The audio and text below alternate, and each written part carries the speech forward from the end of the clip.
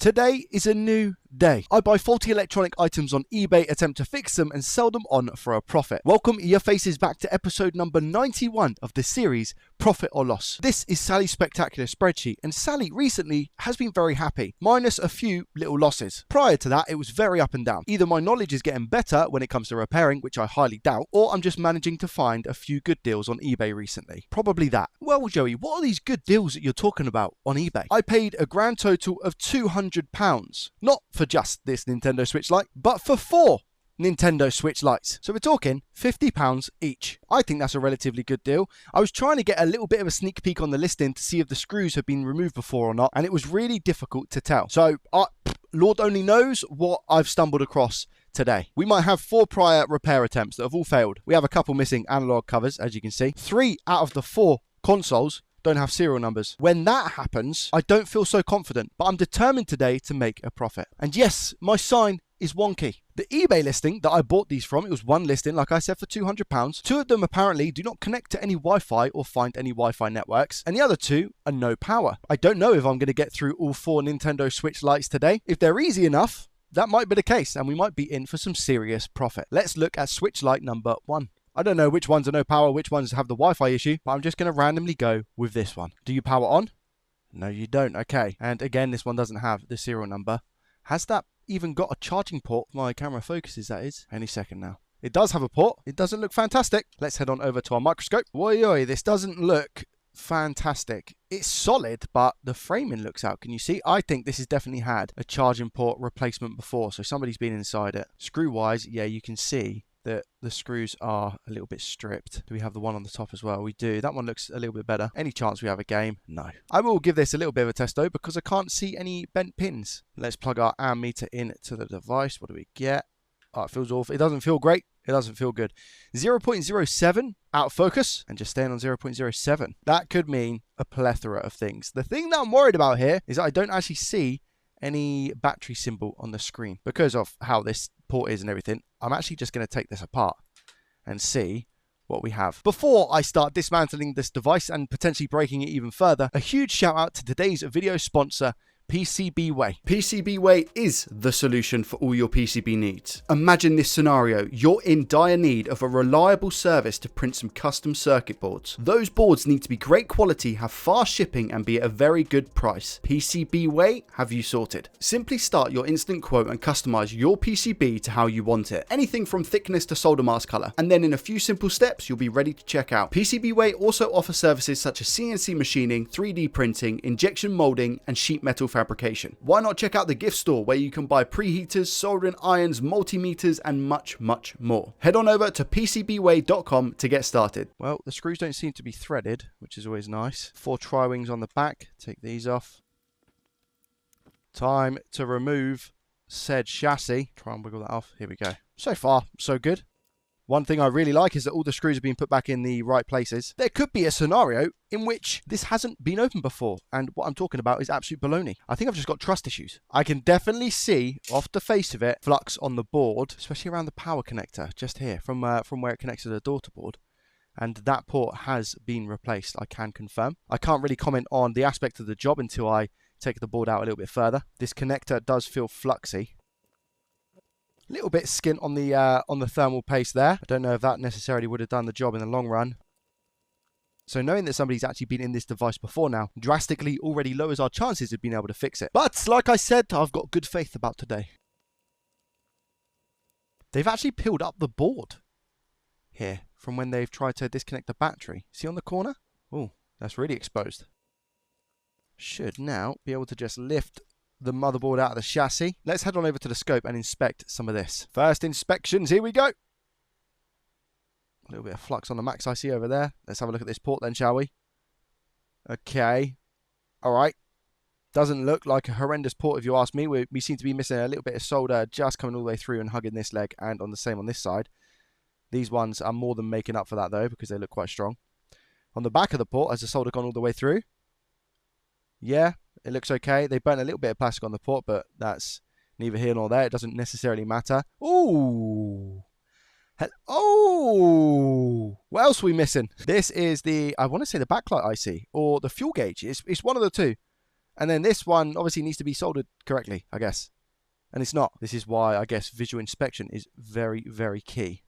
So we need to sort this out. We need to sort that out. Let me turn it around this way so I'm a little bit more familiar with it. We've got flux all over the back here. We've got M92T36, which I don't know if it's been replaced or not. I'm going to hazard a guess and say that has not been replaced. Same with BQ, doesn't look like it's been replaced. I'm just having a quick skim on the board for any other missing components that might be hanging on for dear life, because ultimately those things will need to be sorted first. All good this side of the board. Let's flip the board over and just have a gander around. This is our LCD ribbon connector, the FPC connector. How's this looking? No damage to that. Nice. And now we look at everything else as well. Doesn't look to be much damage, or missing components, should I say, anywhere else on the board. Has the cover for the APU been lifted off? Doesn't look like it, which is always good. And then we've got just over here as well, where I saw that initial bit of flux. It looks like they might have even tried to replace this FPC connector, you know. How does that look inside? It looks okay, because that could well be why we only get 0.7. I mean, this is all just flux that I'm pushing aside right now, which is why it also felt really sticky when I was pulling that cable out. All seems to be connected. What's the damage like here? Now, this could be really bad. It could be okay. Who knows? And I feel like the only way to kind of deal with it is just to put some solder mask on it, you know, and cover it all up. I'm hoping and praying that all of those different layers are ground layers. Imagine it like this. This isn't necessarily true, by the way. We could have 12 volt, 5 volt, 1.8 volt, someone else, and they're all just touching and colliding together. I don't know what's happened here. Even if you're trying to get the connector off for the battery, because the battery plugs in here, I mean, that's still a really difficult job, and you'd probably have to go in this way, and maybe somebody was just trying to pry it off, and that's how they caused that damage. I have no idea. I'll see what I can do. I'm going to see if this port is connected. If we zoom in and we just give these a little poke. I'm going to say no. I'm going to say this is going to need a new port. Yeah, look how much some of these are moving. Okay, yeah, we'll take that port off. We'll give it a new port. Oh, there is a trace here, look. Oh, this is lifted as well. Again, I'm just hoping that trace is ground, but who knows at this point. Sort out this little transistor, put this little IC back on, and replace the port. I think that's going to be our first things with this board. Getting this board off, a nice, simple and easy 450 degrees Celsius, airflow speed 50%. Just hovering that hot air gun underneath and making sure that we rotate it to ensure we don't actually burn the board to bits.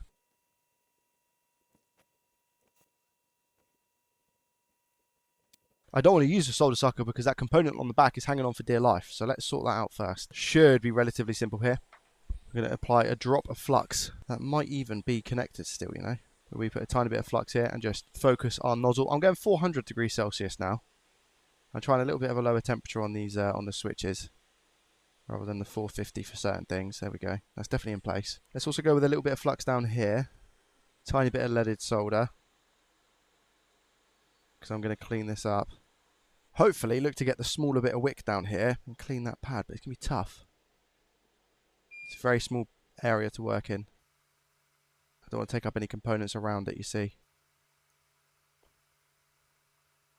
That'll do. Nice little clean with a cotton swab. Get rid of all that flux residue. Okay, now I have to reball a fuel gauge from a donor board. I've chosen one. This IC is tiny, by the way. This IC barely fits in the clamp. I'll put a tiny bit of flux on it. A little bit of solder. Clean up those pads. Then maybe switch over to this iron to clean it. There we go. A little bit of IPA. Cotton swab. Looking clean to me. And now we use our little bittle stencil. See this? That's how small this is. Let me get my fingernail. This is my fingernail here. Look how small this is. Line it up like that. Little bit of solder paste just over the chip. And then I'm pretty sure I'll be able to hit this with whatever temperature I want. Obviously nothing excessive. I'm going to go 320 degrees at 50% airflow here. And it should ball pretty quickly. Just like that. And that is a nice reballed fuel gauge. Now for my next trick, I have to work out what way up it goes. I think it goes this way, because the plus that's in this little corner goes with this triangle. I'm going to really try and get this in the right place. I think it's about here. Come off the hot air. Is that stuck? It is stuck. Is it in the right place is an entirely different question. So I'm just going to apply some flux around the IC, and we're going to reflow it. And hopefully it doesn't jump too far. No, not too bad, not too bad, not too bad. A little poke.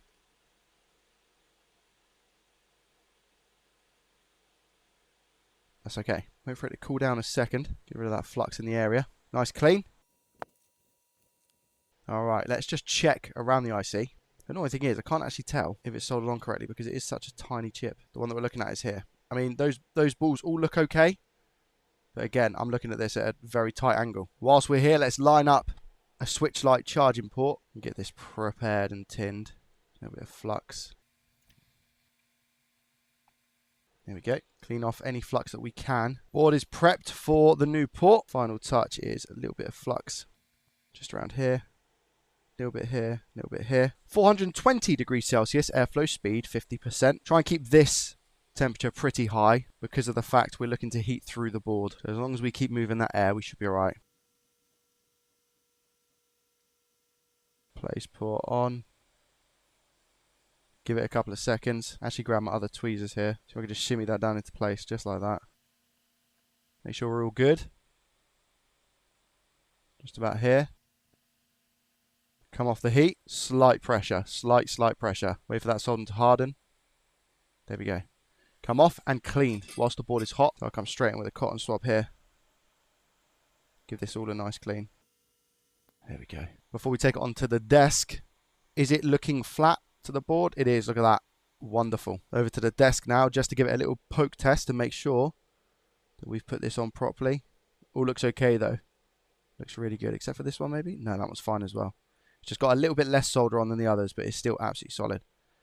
That's a really, really nice port. We've changed the port out. We've sorted out this transistor that was hanging on for dear life.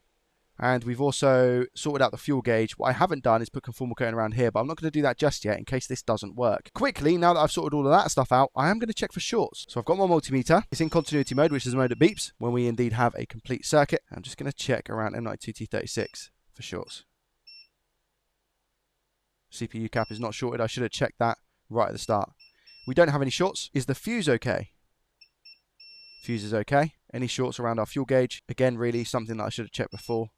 All good. Finally, we'll check BQ. No shorts around BQ either. Wicked. Nothing left now. Just put it back into the chassis and see what happens. I've put this back together enough to test. So I've got the backlight, the LCD, the daughter board all hooked up. And I just want to see what happens. Here we go. Using our ammeter. What do we get? 3, 2, 1. Okay, good. Lights up. 0.09. Anything on the screen? Yes, yes we do. 110 milliamps as well.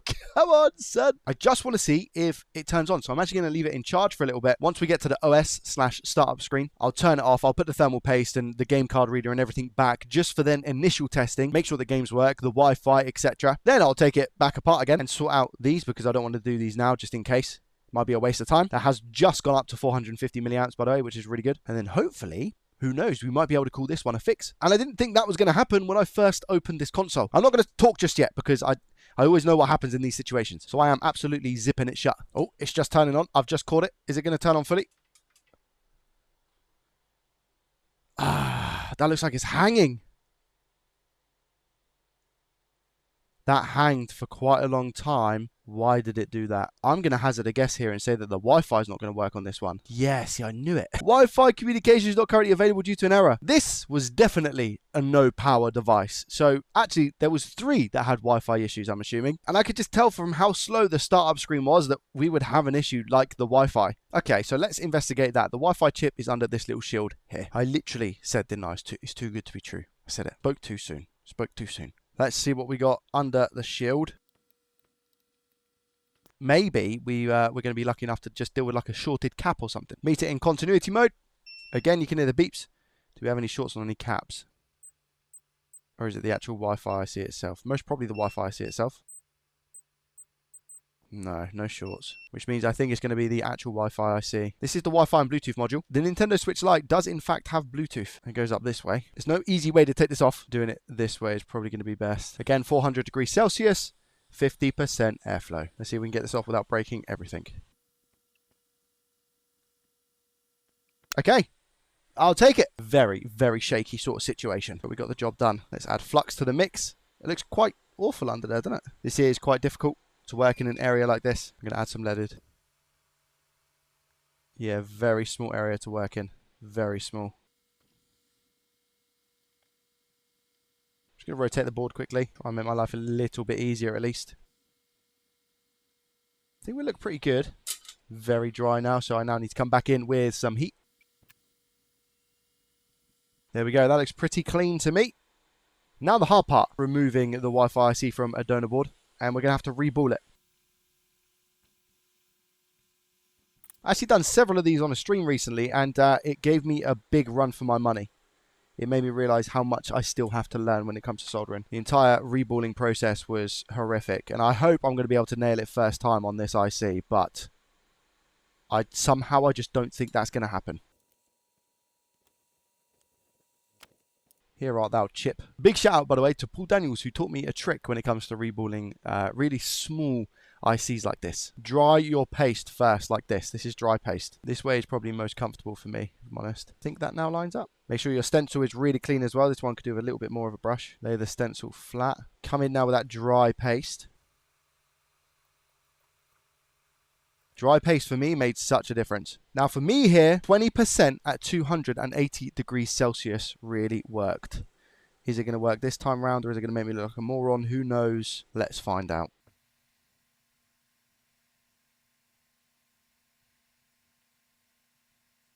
Yes. Okay, sweet. That looks like it's worked.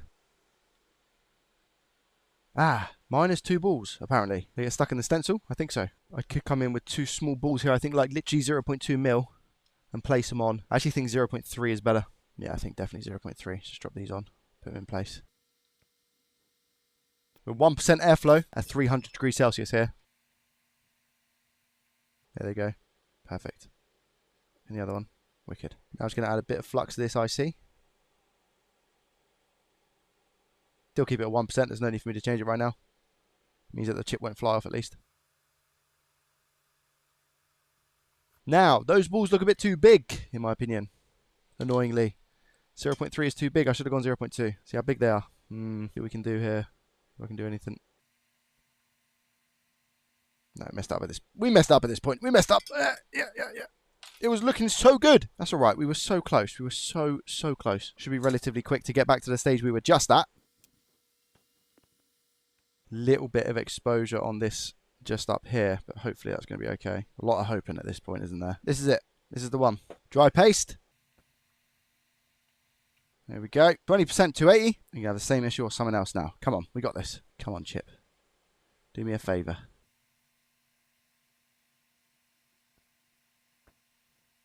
Okay. Wait for it a second. Wait for it a second. I'm not going to lift up straight away this time. I'm going to wait. Now I'm going to go with the lift up. I think I see 2. I do see 2. See if I can push these through. Is it the same 2 or different 2? I think it's a different 2. Okay. I feel like now I go with a 0.2 mil ball, which is here. So I can just stay on there. There's no flux on the chip, right? So it makes it a little bit more difficult to get this to stay on the pad. There we go. That'll do. Right. 1% again. 300. Looks a little bit better to me. Coming with the flux. There we go. I think that's it. That looks better. Looks a lot better. The 0.2 mil is perfect. I can't even tell which one it was. Well, I did just miss the whole procedure of me actually putting the IC on, which is unfortunate. I swore a lot, believe it or not, but we can see that the balls underneath seem to be intact. Just for those wondering, if I put it this angle as well, you can tell it's the same board. But I just missed out on quite a bit of footage there, unfortunately. I couldn't get it into position for such a long time, but I'm now more than happy with how this looks. So all I need to do is put it back in the chassis and give it a test, and hopefully our Wi-Fi works and the slow boot has also been rectified to a normal boot. Let's see. All right, pretty much necessities back together again, and hopefully I haven't bricked the device, because that's very, very possible considering how delicate that Wi-Fi IC is. So have we bricked it is the question. No, we haven't. That's really, really good. The fact that it looks like it's turning on is awesome. Does it hang? Please don't hang. I'll be able to tell pretty much straight away. No, it didn't hang. Let's go. Okay, don't get too excited. I need to make sure that it connects to Wi-Fi. Internet settings. Searching, please. Please. No error. Yes, let's go. Okay, sweet. My SSID has been found. Let me try and connect to it. Okay, connecting. Please connect. No error now. Come on. Yes. Okay, successfully connected. Lovely. Jubbly. I'll do a little time-lapse montage of me just really quickly, I say really quickly, very slowly, changing out these analog sticks. Because let's be honest, nobody really wants to see that.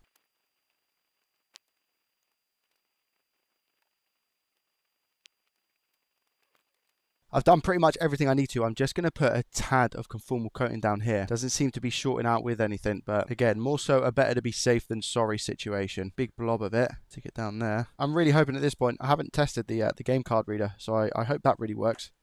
And also the SD card reader, I hope that works as well. All right, let's turn it on. I didn't actually show this before, but just to show that it's charging both ways, that way and that way. So our port is good. There we go. Speakers all good. Thumbsticks we quickly sort out. Even if they're perfect, I always like to calibrate them. There's one. Perfect. Jubbly. That's the other one as well. Test the touchscreen, make sure it doesn't knock out anywhere, which it doesn't. Good to see. So the screen is fine. Digitizer's all good. Please be okay. Game card reader. Mario Party in. Yes. Straight away. Jubbly. Also the SD card reader. Come on.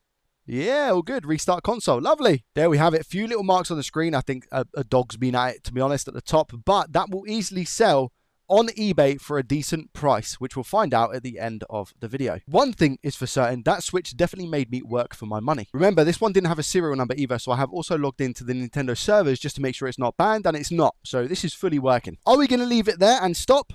Absolutely not. I'm going to move on to our second Nintendo Switch Lite. Let's take another no power one. Again, we're missing the serial number down here. We can also see a big crack just next to the charging port and a screw missing as well. I don't have much faith on this one. Oh, and we also have silver screws, by the way. That is definitely not good because they do not belong in this console. We're missing a tri-wing up here. We don't have a tri-wing here. No tri here. No tri here. It's not looking good for Switch number 2, is it? The R as well doesn't feel like it's R-ing. No micro SD card. No game. Let's inspect the port quickly. I definitely see flux, so this port has 100% already been changed, and I can't see any bent pins. This crack isn't ideal either. Let's get it apart. Side note, the beauty of having so many donor parts is that I can just put this motherboard in a new case because I don't have the serial number anyway, and therefore we can make it look at least appealing. Missing a lot of screws. So this is like a replacement part for the Switch Lite. We've got a screw missing in the motherboard here, screw missing here in the motherboard, screw missing here. There's no screws in the game card reader. They really skimped out on the screws, hey? Let's just give it a test with the ammeter here because the port looked okay. So I want to see what we are getting. 0.07, 0.11. Anything on the screen? Because that is an indication that the Switch is actually charging. Oh, is it just a dodgy port? Yeah, it's definitely a dodgy port. 0.09, 0.12, 10. Why do I have a sneaky suspicion that there's something wrong with the LCD ribbon connector on this motherboard? I'll continue taking it apart and do some further inspection. Board out of the chassis, let's head on over to the scope. Firstly, again, some sort of visual inspection just to make sure we're actually all right with the board. I will look on the back pretty much straight away behind the port, just in case this is like the same person who's tried to fix this one. Let me check the FPC connector. That seems fine. No bent pins, nothing like that. Have a further look at that in a sec. What about the back of it? Any knock components like the last one? No, it kind of looks okay. I can't see any components hanging off for dear life like previous. Just a quick skim. Check the fuse, make sure we got continuity. Yeah, we do. Okay. We can see that the port has been singed a little bit there, very much like the last one. So I imagine these have all been attempted to be fixed by the same seller. Let's check the pins on the port. How are they looking? Every single one is solid. The port's actually okay. Tiny bit of flux at the back, but I don't know how much of a difference that's actually making. Knowing me, I'll probably still replace the port because it was a little bit intermittent there. But I should be able to leave that port on enough for testing to work out why it's not displaying an image. No damage on any of the actual ribbon cables as far as I can see. I'll poke around quickly for some additional shorts. Seems to be alright. I'm just trying to get a view of the fuel gauge. The one that we replaced in the first one, just down here. It's a very similar sort of issue, isn't it? 0.7 milliamps. Yeah, I think that fuel gauge is alright. My silly little small brain is saying, Joey, just put it into another chassis and see if you get a display, because I don't know if there's something wrong. All the buttons just fell out. And some more. I don't know if there's something wrong with this chassis and screen, so I'm going to try that first. Alright, quick chassis swap into the lovely grey. No idea if this screen actually works. I did have a message on it though that says use shell. So if this screen doesn't work, I do need to reconsider my life. 3, 2, 1. What happens? Does it have a full battery as well? 350. Anything on the screen? 460. Nothing.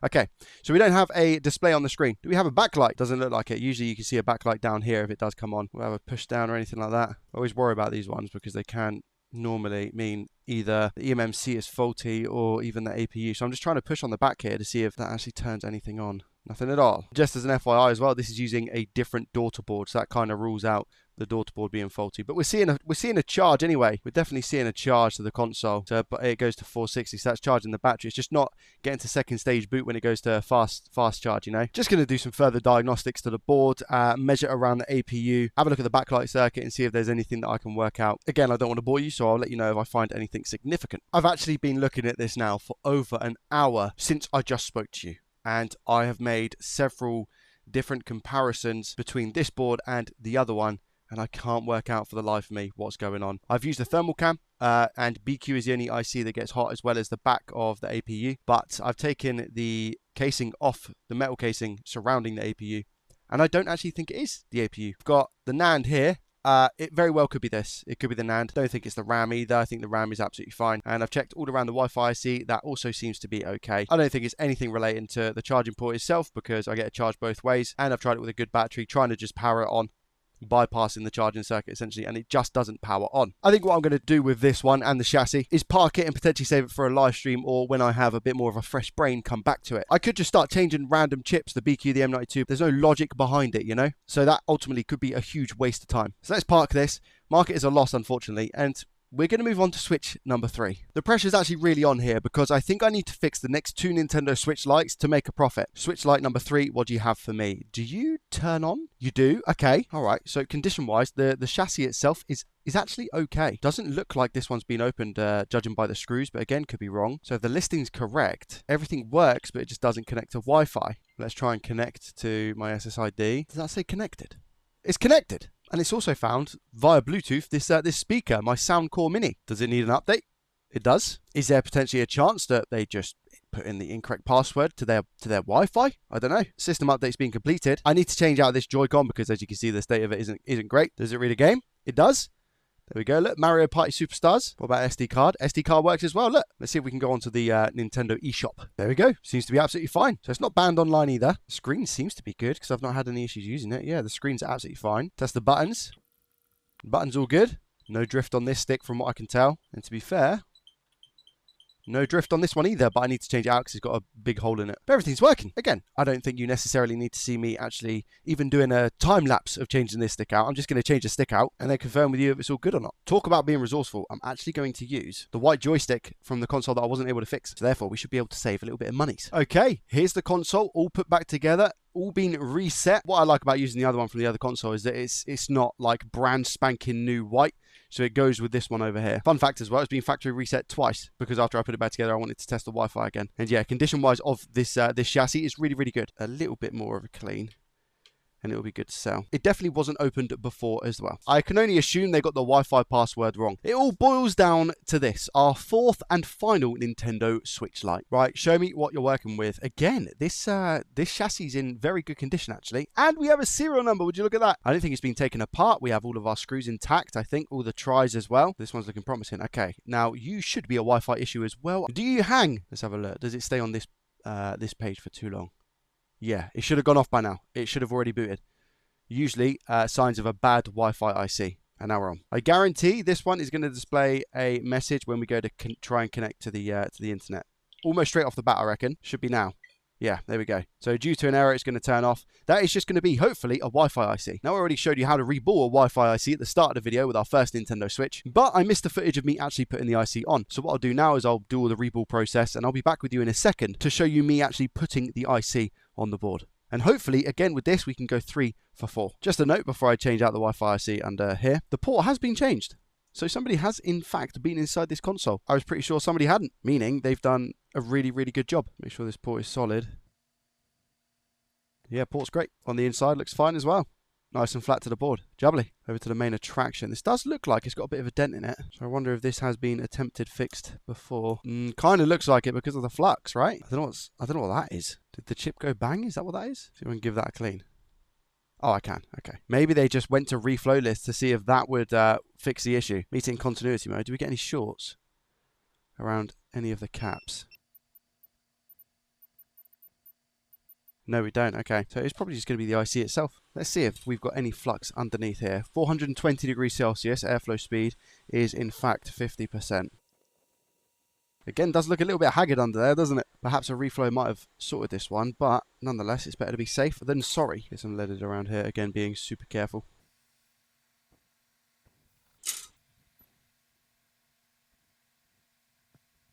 Rotate the board, making our life easier.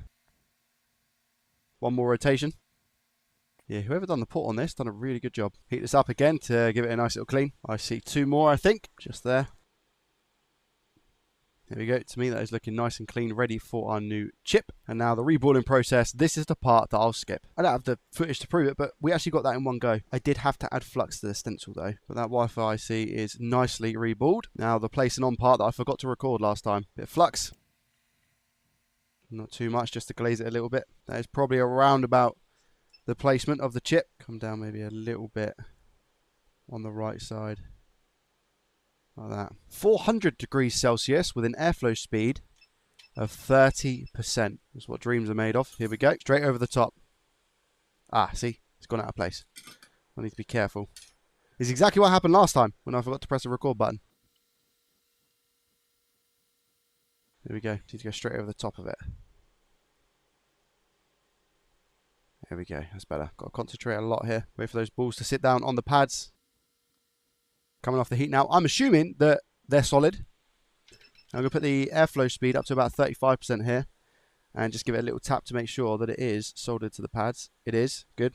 And now we come in with some flux. Try and act relatively quickly here. Then we come back in with that heat. And then we go with a small tap as well. Seems like it's in place. Right, let's go for that tap. Here we go. There it is. See that? Perfect. Off the heat. That's done well enough in my opinion. Wait for it to solidify a bit, which it has. And then we're going to jump in and give this a nice clean.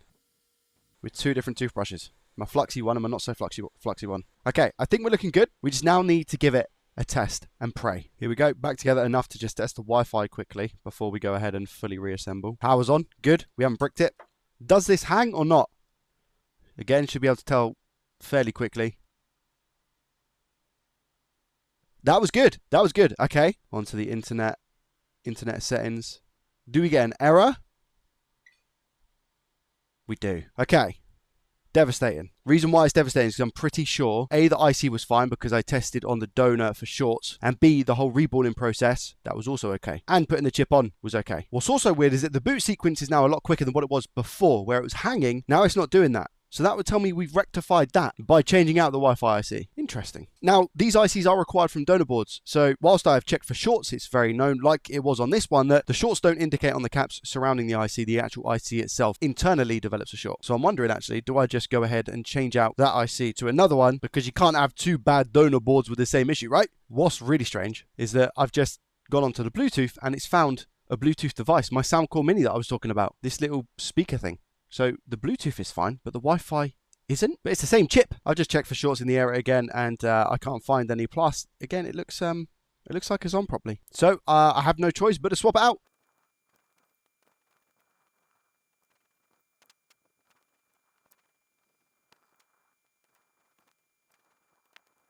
Okay, chip number 2, I think, again, was a great success. Let's try and get this one on the board. 20% airflow, 400. Here we go, round 2. Come in with a poke and make sure it's adhered, which it is. It's not going anywhere. Do you know what? I'm not going to change the airspeed or anything. I'm just going to keep it as it is. Right, tiny bounce. Here we go. You see it shift into place? Good. Little bounce. Good. That's all I want. That's literally all I want. Okay, let's give it a test. Wish me luck. Bare necessities put back together. Remember, the first test, does it hang? Here we go. Power's on again, which is really good. Does it hang? Let's see. This is real time. No hang. Okay, good. I like that response time. The moment of truth. Does it still chuck up that error or not? Did we have a faulty chip or not? Here we go. Yes, yes, yes, yes, yes. Come on.